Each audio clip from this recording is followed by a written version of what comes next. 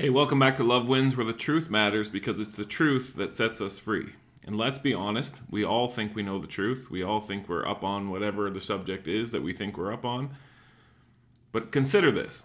The disciples spent 3+ years in the presence of Jesus, pretty much 24/7. And when he was about to leave this world and go back to heaven, they were still looking for him to set up the Jewish empire that was never going to come. 3.5 years walking, talking, living, eating, traveling with Jesus, and they still were out to lunch in a lot of ways. If that isn't enough to make us ask ourselves, do we really know Jesus? And do we really know what his plans are? Do we really know what his intentions are for us? Do we really know what he's about? Should give us pause, right? Well, we're into chapter 2 in Matthew, continuing to discover who Jesus is. And it says, after Jesus was born in Bethlehem of Judea in the days of Herod the king, Magi from the east arrived in Jerusalem, saying, where is he who is born King of the Jews? We have seen his star in the east, and we've come to worship him. We could go lots of directions with this. I could start by embarrassing us with a quiz about the birth of Jesus, which we would fail miserably because I've done it before. Most of what we think we know about the birth of Jesus is based on plays that we've seen at schools or in churches. It's not actually based on reading the story for ourselves. First point, Jesus was born in Bethlehem. The word means the house of bread. The truth is, at the time of Jesus, priests were regularly making new and fresh bread for the temple, but they had no concept of what the bread represented. That Jesus was the bread of life. They didn't know that. If we continue reading the story, we find out that these magi went to King Herod, proper political, polite thing to do, to inquire about where this baby was born. And Herod had no idea. And he summoned his Jewish wise men, who also were unprepared and didn't know what was going on, but they looked in the book and they found the answer. Foreigners from far knew more about Jesus than the people to whom he was born. Again, if we think we know, we should give our heads a shake. We could spend the rest of our lives dedicated to pursuing who Jesus is, what he's about, what he's like, and we still wouldn't come to the end of learning. But the most relevant thing we need to know is, who is he for us? What does he want us to know for the times in which we live? To answer that question just a little bit today, let's consider who these wise men were, these magi from the east. Where did they come from?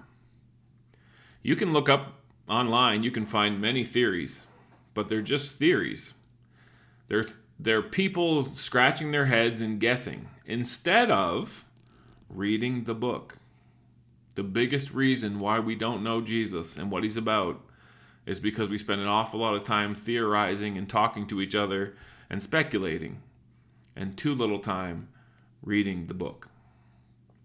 Well, we know where they came from. They came from the east.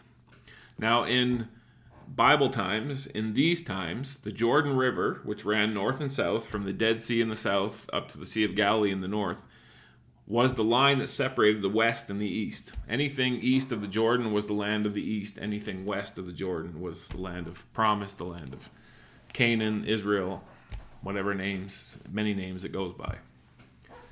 So these people came from the other side of the river. But who are they? Some of the clues we have right here in Matthew 2 is that they knew that he was born to be the King of the Jews. They came to worship him. We also know they brought 3 gifts. We haven't read that far, but if you continue reading in chapter 2, they brought gold and frankincense and myrrh. Those gifts were gifts with purpose and meaning. But again, who are they? Who do we know of from the Bible who lives in the east on the other side of the river but has connections to the Jews and to the hope, to the promise of the one who was to come? Wouldn't it make sense that these people would have been connected to Abraham somehow, because the promise of the seed to come to bless all the nations was given first to Abraham.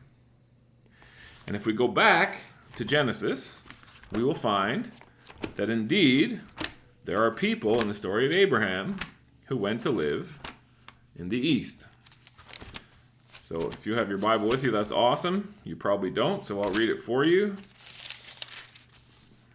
We're going to go to Genesis chapter 25. Genesis 25, verse 1. Now Abraham took another wife, Sarah has died, whose name was Keturah. She bore him Zimran, Jokshan, Medan, Midian, Ishbak, and Shua. Jokshan became the father of Sheba and Dedan, and the sons of Dedan were Asherim and Letushim and Lumim. The sons of Midian were Ephah and Epher and Hanok and Abida and Elda. All these were the sons of Keturah. Now Abraham gave all that he had to Isaac, because he was the son of promise.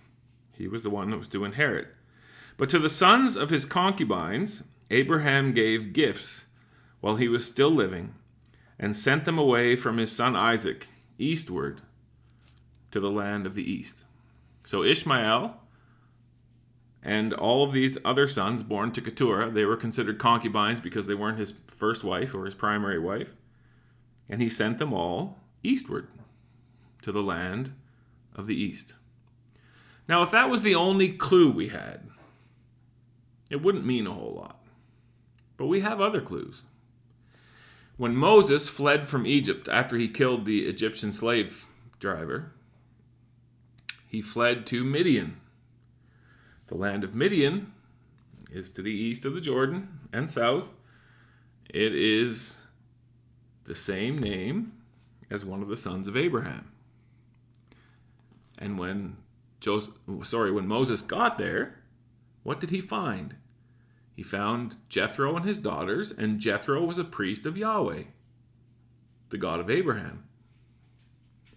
These were his cousins, a few generations removed, but relatives, through Abraham and Keturah and Midian. Again, if that was the only clue we had,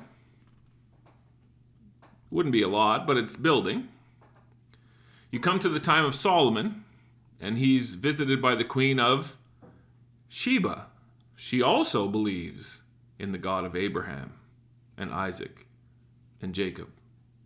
Sheba, another one of the sons of Abraham. The clues are building. It's Isaiah chapter 60 that clinches it. Arise, shine, for your light has come, and the glory of the Lord has risen upon you. For behold, darkness will cover the earth, and deep darkness the people. But the Lord will rise upon you, and his glory will appear upon you. Nations will come to your light, and kings to the brightness of your coming. I hope you're seeing who the light is. Jesus is the light of the world.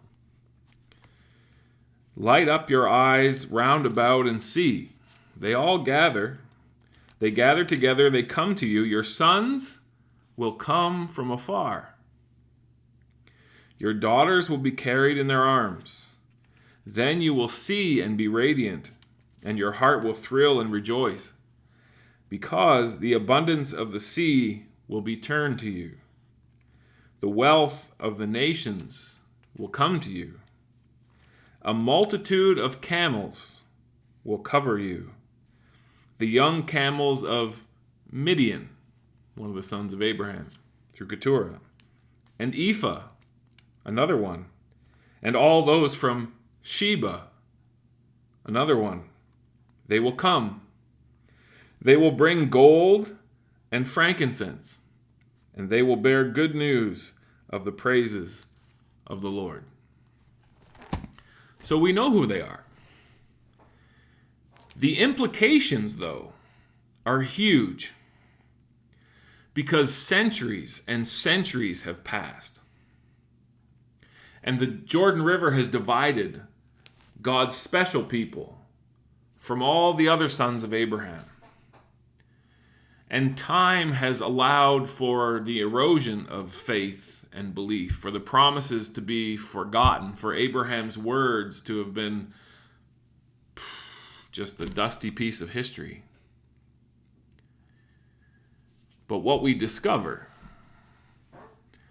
is that when Abraham sent his boys eastward, he sent them with the promise that a seed was coming who would bless all the nations.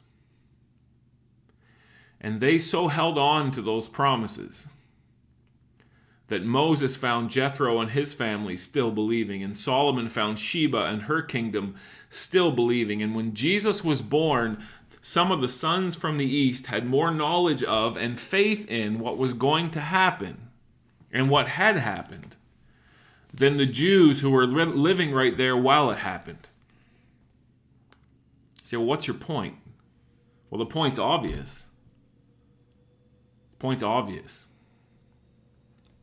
The Bible says what has been will be again. There's nothing new under the sun. And if there have been points in history where those outside know more about Jesus than those inside, it's very likely, very possible, very probable that it will happen again. But it doesn't have to happen to you. You don't have to be caught with the name Jesus attached to your identity, but having no knowledge of who he is. You don't have to be caught eating the bread of communion, but having no connection to the bread of life. See, Jesus was born in the house of bread. He was placed in a feed trough. That's what a manger is. Signifying that heaven had placed everything we needed right there for us. Let me summarize the problem for you this way. Yesterday I had a conversation with someone who works with people who are dying. And she says, so often I hear people talk about telling their loved ones who are dying, it's okay, you can go, you'll be with mom, you'll be with your brother, you'll be with whoever in your family. But she says, I never hear them saying, it's okay, you're going to see Jesus. Because most of Western Christianity has become a consumer religion where it's all about me and what I'm going to get, where I'm going to go. Very little thought of Jesus. So after she told me that, it triggered a memory for me, and I went and listened a couple times because I love the song. There's a song called I Bowed on My Knees and Cried Holy. And the lyrics of the song are about someone who is entering heaven for the first time. And all the beautiful things they're seeing and the people they're seeing. And at one point in the song, the person who has gone to heaven sees Timothy, the Timothy from the Bible. And he's being told things and shown things, but he says, Timothy, I just want to see Jesus, the one who died for me.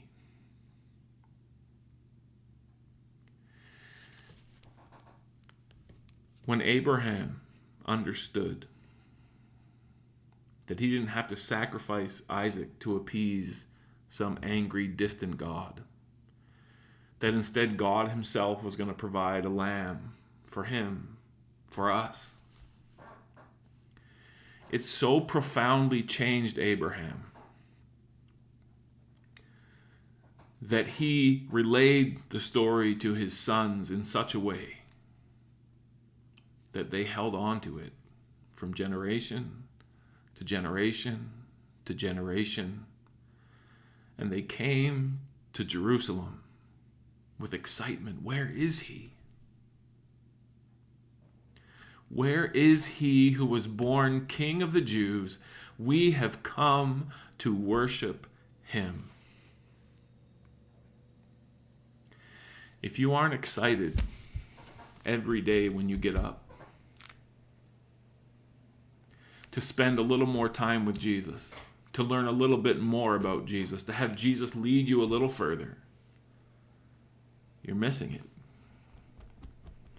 And I hope you'll stay in this series, not for my benefit,